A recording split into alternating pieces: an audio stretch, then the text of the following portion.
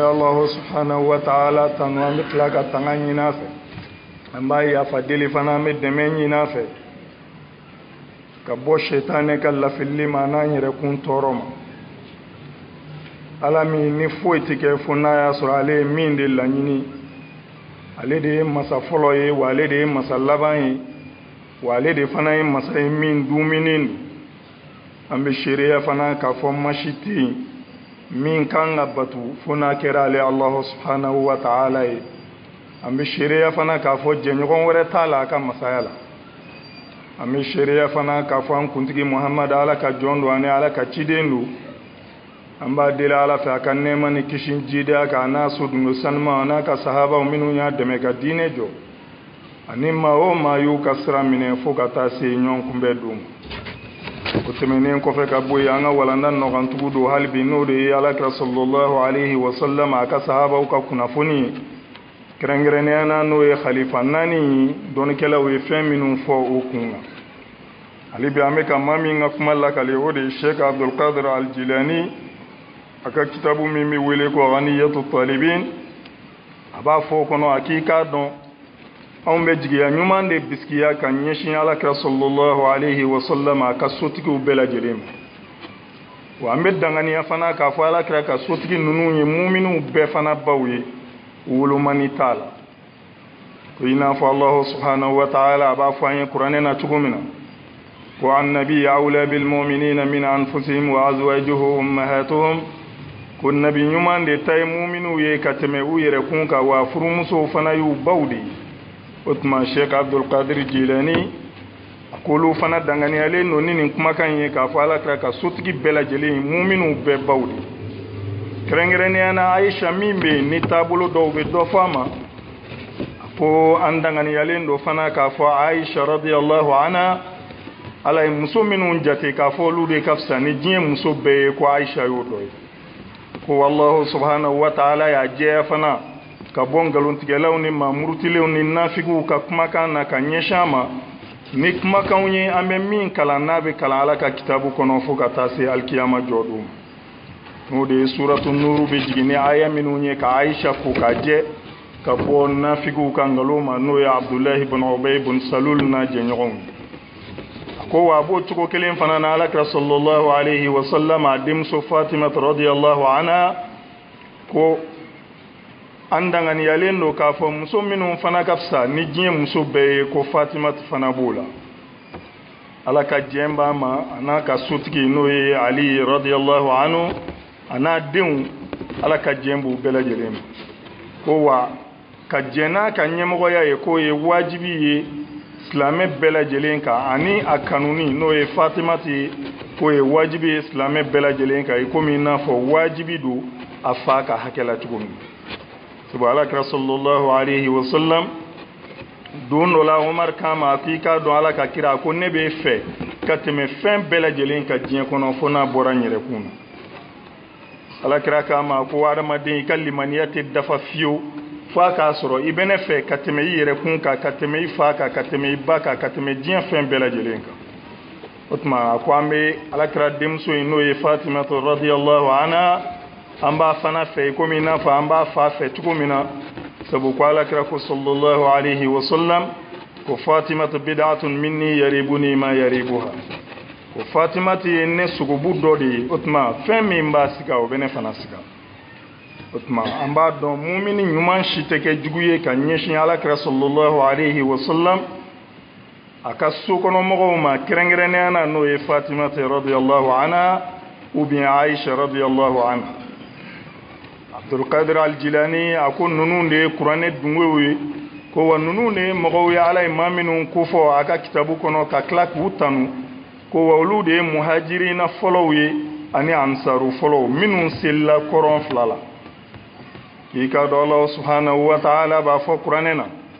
ko la yastawi minkum man anfaqa min qabli al-fath wa qatala ulaika a'zam darajatan min alladhina anfaqu min ba'd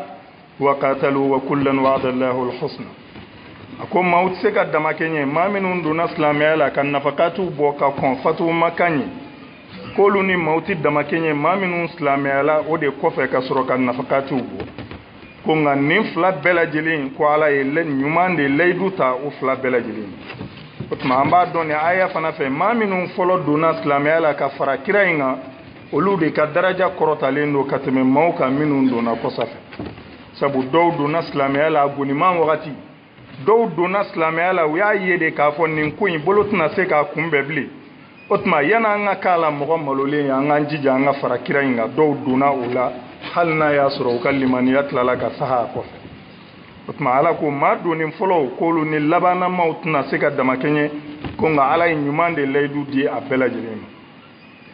ko aya wɛrɛ la ala b'a fɔ ko wa'adallahu alladhina amanu minkum wa amilu salihat la yastakhlifannahum fil ardi kama istakhlafa alladhina min qablihim ko ala ye layidu di maaw ma maa minnu n'olu limaniyala ka tila ka baara ɲuman kɛ la yastakhlifannahum fil ardi k'a bɛna nɔnabilaya d'u ma dugukolo kɔ kan kama istakhlafa alladhina min qablihim komi a ye nɔnabilaya di maaw ma cogo min na maa minnu kɔnna nin kira in na mantuw ko wala yumakkinanna lahum dinahum alladhi irtada lahum ko wa a bɛna basiki ni mafagoya di u ma u ka diinɛ na diinɛ min n'ale ala jɛnnen de don n'o ye u bolo n'o de ye silamɛya ye ko wala yubaddilannahum min ba'di khawfihim amna ko wa a kalenna na faleni kɛ u ye siran kɔfɛ hakilasigi la o tuma nin bɛɛ bɛ kuma alakira sallallahu alaihi wasallam a ka sahaba ninnu de kan minnu donna diinɛ na fɔlɔ a goniman waati ne sheikh abdulkadir aljilani ale ka kuma bannen an y'a daminɛ ka maa min ka kumaw fɔ o de ye imam alkastalani mawahib kɔnɔ o ye kuma minnu fɔ sahabaw kun kan an y'o lakali o kɔfɛ alqadi iyad o ka kitabu min bɛ yen o fana ye hakilila min di sahabaw kun kan ni khalifa naani kun kan an y'o hakililaw di o sheikh abdulkadir aljilani ale fana ka kumakan ye nin ye maa min bɛ yen sisan o de ye shihabuddin asaharwardi ale ka kitabu min bɛ yen ko alamul huda wa aqidata arbabu tuqa ale fana b'a fɔ o kɔnɔ a ko i k'a dɔn alakira sallallahu alaihi wasallam a ka sahabaw ko kɛrɛnkɛrɛnnenya na abubakar siddiq ko ka fisamantiya tɛ se ka jate ka ban ko ka umar tugo la ka usman tugo la ka sɔrɔ ka ali tugo la ala ka jɛn b'u bɛɛ lajɛlen ye a ko wa in qabilta nusa fa amsik an tasarruf fi amrihim ko wa ni maa min ye kɔnɔnajɛya kan minɛ ka bɔ ale yɔrɔ k'i k'i yɛrɛ minɛ ka bɔ yɛrɛ yɛlɛma yɛlɛma na sahaba ninnu ka ko ɲɛna nin ye nin fɔta yan fɛ o tɛ don alijinɛ na ubiyɛn nin ye nin kɛta yan fɛ o tɛ don alijinɛ na imam saharwardi ala jɔn tun don ala tun kɛlen don ka kɛsu caman k'ale ka karama caman k'ale ni banabaatɔ tun jirala ale la a tun b'i filɛ n'a ɲɛ de tile kɔnɔ n'a ye maa o maa filɛ n'a ɲɛ ye banabaatɔ la a b'i ka bana sama ka wuli la ale ka kumakan ye nin ye a ko ni maa min bɛ kɔnɔnajɛya kan fɛ k'i k'i yɛrɛ minɛ ka bɔ wolomani na sahaba ninnu ka ko la k'i k'i ka kanu kɛ dama kelenya de la sahaba ninnu bɛɛ lajɛlen fan fɛ k'i k'i yɛrɛ minɛ ka bɔ samantiya ko fɔli la u ni ɲɔgɔn cɛ ko hali n'a dɔ la kelen de kanu ɲamina i dusukun na k'i ka o kanu in kɛ i ka gundow dɔ ye k'a tɛ bɛn i ye k'o bange kɛnɛ kan ko wa wajibiyalen don i ka i ka kɛ alakira ka sahabaw bɛɛ lajɛlen fɛ hakɛ kelen de la hali ni dɔ ko ka di ye ka tɛmɛ dɔ kan k'a ka kan i k'o fara i ka gundow kan i ka n'o bange kɛnɛ ko wa ka kan an ka kɛ u bɛɛ lajɛlen fɛ ka tila ka jɔnsɔnna kɛ n'u ka fisamantiyaw ye u bɛɛ lajɛlen ko wa pour que k'i wasa aqida saniman na k'o de ye i ka danganiya k'a fɔ abubakar siddiq ala ka jɛn b'a ma k'a fɔ a ka khalifaya sahalen don i ka jan ma fana k'a fɔ umar a ka khalifaya sahalen don i ka jan ma fana k'a fɔ usman ka khalifaya sahalen don i ka jan ma fana k'a fɔ ali ka khalifaya sahalen don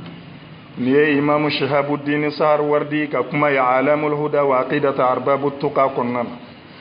maa min ka kuma bɛ yen o de ye imam nawawi n'o ye riyadu salihina tigi ye ale ye muslim sharha min bɔ a fana b'a fɔ o kɔnɔ a ko abu mansur al-baghdadi ko b'a lakale k'i k'a dɔn an jɛɲɔgɔnw bɛɛ lajɛlen bɛnnen don a kan k'a fɔ alakira sallallahu alaihi wasallam k'a ka sahabaw bɛɛ la fisamanti k'o de ye khalifa cɛ naani ye ko maa dalen don ɲɔgɔn kan cogo min na n'o de y'a Abubakar ye ka Umar da o kan ka Usman da o kan ka sɔrɔ ka Ali da o kan a ko olu mana bɔ yen min bɛ tugu olu la fisamantiya la k'o de ye mɔgɔ 10 min ni alakira y'u nisɔndiya ni alijinɛ ye k'a fɔ u mana sa cogo o cogo u bɛ don alijinɛ na a ko n'o bɔra ya ko badru cɛ 313 bɛ sɔrɔ ka tugu o la ko n'o bɔra ye o tuma samantiya la ko uhudu kɛlɛkɛbaw fana bɛ sɔrɔ ka tugu o la o tuma n'o bɔra ye ko bayatu ridwan o mɔgɔ 1400 k'o fana bɛ tugu o la ko n'olu fana tɛmɛna ka bɔ yan ko maa minnu ansaru la ni muhajirinaw na n'olu de ye sabiquna la awwalunaw ye minnu selila kɔrɔn 2 la i n'a fɔ an b'a kalama cogo min alakira sallallahu alayhi wa sallam yana a ka yamariya k'a fɔ a k'i ɲɛsin alikaba ma a kun b'a ɲɛsin baitul maqdis de ma minnu tun bɛ silamɛya la kabini o wagati la ni wahayu nana jigi k'u to seli la k'u to rukuyi la u yɛlɛma k'u ɲɛsin alikaba ma ko minnu selila kɔrɔn 2 la o tuma na k'olu fana bɛ tugu ninnu na samantiya la ansaruw la ani muhajirinaw o tuma na nin ye Sa'id ibn al-Musayyab ala ka jɛma ma nin y'ale ka kumakan ye kumakan min ni Imam Nawawi rahimahullah ale de bɛ k'a lakan a ko tɛmɛnen kɔ ka bɔ yen a k'i k'a dɔn Usman bin Affan a ko a ka khalifaya sahalen don ni sahabaw ka bɛnkan de y'a dɔn n'i ye Nahjul Balagha lajɛ o min ni Imam Ali karramallahu wajahu a ka kuma caman bɛ Nahjul Balagha kɔnɔ a y'a yira o kɔnɔ a ye lettre min sɛbɛn ka lettre in ci Muawiya ta ma tuma min na ni fitinɛ donn'u ni ɲɔgɔn cɛ a ko Muawiya ma lettre in kɔnɔ a k'i k'a dɔn maa minnu bɛnna ka Abubakar ta ka kɛ khalifa ye ani maa minnu bɛnna ka Umar ta ka kɛ khalifa ye ani maa minnu bɛnna ka Usman ta ka kɛ khalifa ye ko maa kelenw de bɛnna ka ne fana ta kan kɛ khalifa ye o tuma i kan ka jɛ ni ne ka khalifaya ye ni ye Ali ka kuma ye Nahjul Balagha kɔnɔ lettre min n'a y'a sɛbɛn k'a ci Muawiya ta ma o tuma Imam Nawawi a bɛ k'a lakali a k'i k'a dɔn Usman ka khalifaya sahalen don ni silamɛw ka bɛnkan ye n'o de ye sahabaw ye kɛrɛnkɛrɛnnenya na ko wa Usman fagara ko wa fagali ye tiɲɛni de ye sabu ko maa ni kan ka bɔ fɛn minnu nɔfɛ diinɛ na o fɛn bɛɛ damadɔnnen don ko wa o kun kelen tɛ yen min ye Usman sɔrɔ k'o de kun kɛra sababu ye ko Usman jeli bɔnni dagalen kun a ko nka an k'a dɔn a ko Usman fagali la a ko Alakira ka sahaba cɛ kelen kun tɛ Usman fagali la a k'i k'a dɔn kabilaw la maa lafulenw ni maa hakili dɔgɔmanw ani diɲɛ kanu bɛ maa minnu dusukun na kabilaw la maa lajiginnenw k'olu de farala ɲɔgɔn kan ka nin janfan labɛn Usman kama sahaba minnu tun bɛ yen u fanga kun ka dɔgɔn ninnu puseli ma o tuma u ye Usman kura a ka du kɔnɔ tile 40 kɔ fo ka taa fa Usman k'a to kuranɛ kalan na Abubakar Siddiq radiyallahu anhu o de den dɔ ye kogo ta ka don Usman ka k'a ta bomosi ma Usman y'a lajɛ a ko n'a y'a sɔrɔ i fa tun bɛ balo la n'a tun ye nin bomosi in y'i bolo a ko a tun tɛ diya ye kelen Abubakar denkɛ a ye Usman bomosi bila a bɔra mais an k'a dɔn dɔrɔn Alakira ka sahaba minnu bɛ yen k'olu y'a dɛmɛ ka diinɛ jɔ ko n'i ya foyi kun t'u ni ɲɔgɔn cɛ k'olu ye janfan kɛ ka ɲɛsin Usman hali n'o y'a sɔrɔ minnu ye Usman faga kafiriw tun t'a la a bɛɛ tun ye la ilaha illallah muhamadu rasulullah fɔbaga dama de mais minnu jalaki don Ala de b'a dɔn a bɛɛ kɛra Ala de ɲɛna wa lahara Ala de bɛna taa bɛɛ sa Imam Nawawi ale ka kuma na a fana y'a yira k'a fɔ silamɛw k'u sɔn minɛ ka bɔ u ni ɲɔgɔn cɛ kiiri tigɛli ma anw ka akida bɛ se ka saniya min na o y'o de a ko Alakira ka sahaba sen kun tɛ a fagali la a ko maa lajiginnen dɔw de ye Usman faga ni fagacogo in na a ko tɛmɛnen kɔfɛ fana a ko Imam Ali radiyallahu anhu a ko fana ka khalifaya sahalen don ni sahaba ninnu ka bɛnkan fana ye a ma kɛ komi Ali y'i sigi ɲɛmɔgɔya la ko parce que n ta ye ko ye de an y'u sigi cogow lakali dɔnnikɛla ninnu ka kuma na ka na kelen kelen fo ka na fitinɛ se Ali ma fo Ali yɛrɛ tora fitinɛ in na Ali kɔfɛ mɔgɔ min sigira o de kɛra Muawiya ta ye Muawiya fana kɔfɛ min kan ka sigi ko bɛ ɲɛmɔgɔya sama ni Muawiya cɛ o tun ye Hasan ye khulu kɛ k'i fosi ka bɔ ɲɛmɔgɔya la k'a to Muawiya bolo Muawiya ye khalifaya kɛ fo ka taa se a fana fatuli ma Muawiya fatulen a denkɛ Yazidu o tuma fitinɛ kelen in bolila o ni Husaini de cɛ Husaini fana tora o de janfan mais Yazidu sigilen ɲɛmɔgɔya la n'a y'a ka khalifaya kɛ ka fatu a denkɛ min n'a y'a tɔgɔ da Muawiya la o de fana sigira ɲɛmɔgɔya la ale nɔ mais o sigilen ɲɛmɔgɔya la a donna so kɔnɔ de ka kaliwa kɛ tile 40 a bɔlen ako silamɛw ma ko ne filɛ nin ɲɛmɔgɔya min na ko ne ni nin man kan fiyewu a ko fitinɛ tun bɛ ne mɔkɛ min ni ali cɛ n'o ye muawiya kɔrɔba ye muawiya bun abi sufiyan a ko ali de tun n'a ka kan ka tɛmɛ muawiya kan a ko wa hasan de fana tun n'a ka kan ka tɛmɛ yazidu kan husaini de n'a tun ka kan ka tɛmɛ yazidu kan a ko wa ne filɛ nin pilasi min na ne ni nin man kan a ba k'a ma a ko e ye faso kumasuliden de ye silamɛw bɛ da i la k'i ta k'i bila u ka ɲɛmɔgɔya la a ko n ba min ka di i bɛ se k'o fɔ mɛ min ye tiɲɛ ye ne b'o de fɔ o kɔfɛ a donna so kɔnɔ tun ka haliwa kɛ o y'a su de o tuma an k'a dɔn nin ko in bɛɛ kɛra ala ɲɛna a bɛɛ fɔra ala ɲɛna min bɛ e sogo la dɔrɔn e k'i jija i ka bato la farida duuru min ni ala y'o kɛ wajibi ye olu n'anw bɛɛ kan e ma se k'o farida duuru di a di cogo la ala ye sinji tuguli min fɔ i ma se k'o sinji tugu a tugu cogo la ala ye sarakati bɔli min fɔ e ma se k'o sarakati bɔ a bɔ cogo la ka hinɛ ka ɲɛsin danfɛnw ma e ma se k'o hinɛ k'a hinɛ cogo la f'e taara kungo de sɔrɔ alakira ka sahabaw nɔfɛ o tuma lahara e de tɔgɔ ye ko mɔgɔ bɔnɛnen sabu alakira sallallahu alayhi wa sallam don dɔ la a b'a ka sahabaw cɛla a y'u ɲininka a ko atadruna manil muflis a ko yali aw b'a dɔn maa min tigi ye tɛgɛlankolon ye wa sahabaw k'a ma o ko hɔn ko man la dirhama la dɔrɔmɛ kelen tɛ maa min bolo o de ye tɛgɛlankolon ye alakira ko la a ko tɛgɛlankolon ye maa de ye maa min bɛna alikiyama jɔ don ni seli ɲuman ye ni jaga ɲuman ye ni tawhidi ɲuman ye ni sun ɲuman ye ni hiji ɲuman ye a bɛɛ minɛnen don a kan ka don alijinɛ na komi a bɛna jɔ a ye minnu tɔɲɔ dɔ bɛ nin jɔ ala a ye nin fɔ ne ma diɲɛ ɲɛnɛmaya la ne y'a ko to ye ala de ma o tuma n ka hakɛ segin ma dɔ bɛ bɔ a ka seli baraji la ka d'o ma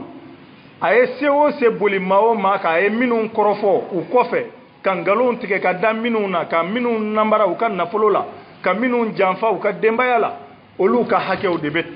tigɛ ale ka ɲuman na ni ɲumankɛlaw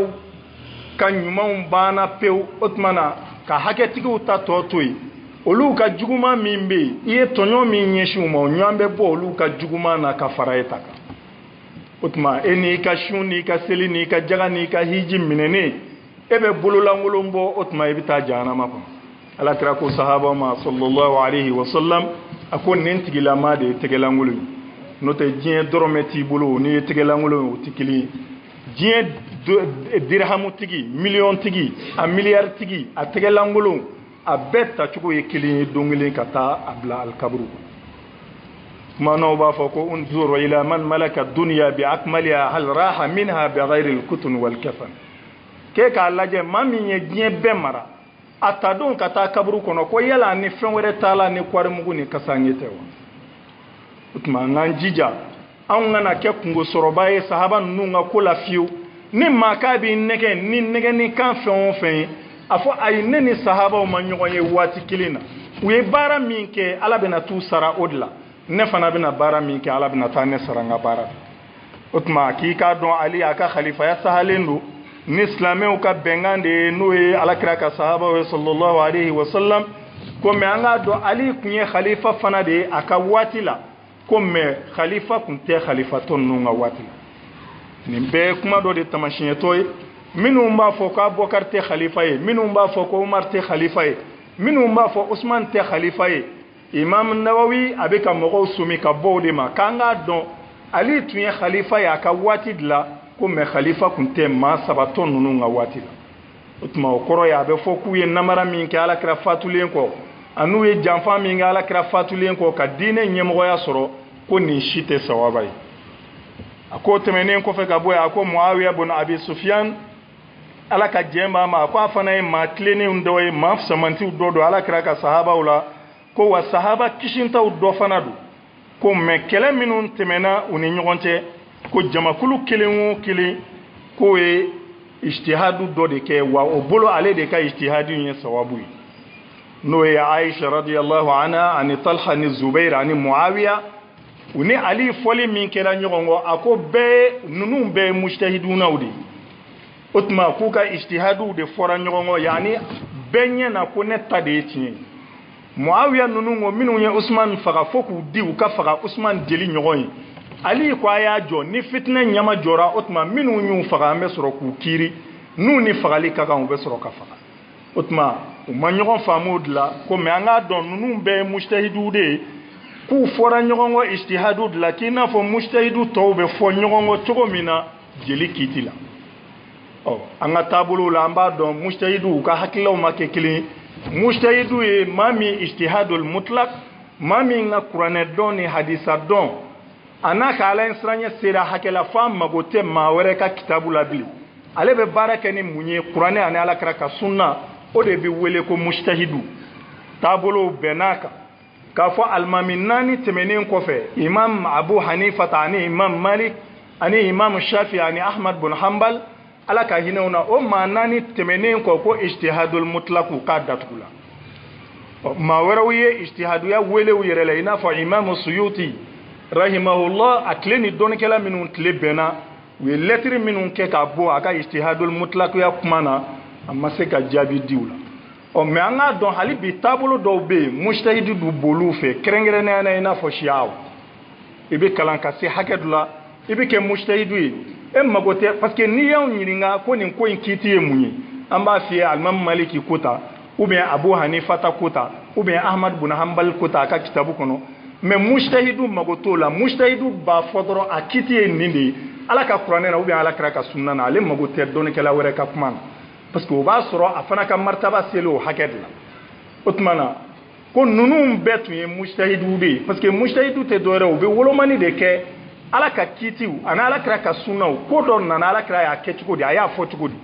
donc ni mujtahiduya ye ka diinɛ nɔ de woloma k'a sɛgɛsɛgɛ k'a ɲɛfɔ minnu ni alakira balola ɲɔgɔn kan sallallahu alayhi wa sallam olu bɛɛ ye mujtahidu de ye parce que u bɛɛ bɛ se k'a fɔ ko alakira ye nin ko in fɔ tan alakira ye nin ko in kɛ tan o tuma u bɛ se k'o lase maa wɛrɛ ma o de ye ijtihadu ye o tuma ko ninnu bɛɛ ye mujtahidu ye mais u ni ali fɔra ɲɔgɔn kɔ u ka ijtihadu niveau de la bɛɛ n'i ka hakilila de don kabini ala ye diɲɛ da adamadenw hakiliw bɛ ɲɔgɔn cɛra tigɛ cogo min dɔnnikɛlaw fana hakiliw bɛ fɔ ɲɔgɔn kɔ o tuma ko mais nin bɛɛ ye laadiriw ye ko wa a bɛɛ bɛ se ka ɲɛfɔli kɛ a ka kɛlɛ fana na ko wa u fɔra ɲɔgɔn kɔ i n'a fɔ mujtahidu tɔw bɛ fɔ ɲɔgɔn kɔ jeli kiiti la cogo min an fɛ n'i ye fiqhu lajɛ mazabu dɔ la ko dɔ ye mɔgɔ faga ko ye mazabu dɔ la mɔgɔ tɛ faga o nɔfɛ o tuma o ye bɛɛ n'i ka ijtihadu hakɛ de o tuma faamuyali ɲuman ya rabbi ala k'o nɔgɔya n ye bijahi nabi sallallahu alayhi wa sallam فنقول ربنا آتنا في الدنيا حسنة وفي الآخرة حسنة وقنا عذاب النار اللهم عمن بلادنا وعمنا في قرى